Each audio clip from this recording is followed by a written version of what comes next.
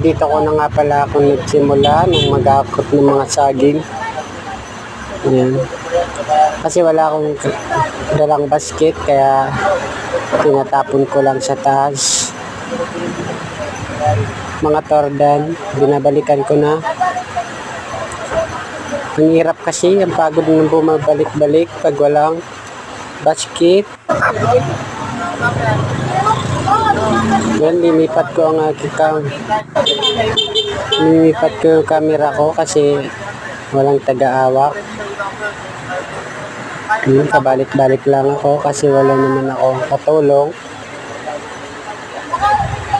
Yan nga lang ako, may nakita ko naka-plastic kaya dinala ko na.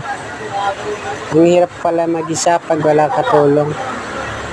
Yun. Katulad niyan, tinatapon ko lang sa taas. Bye! Ingat kayo!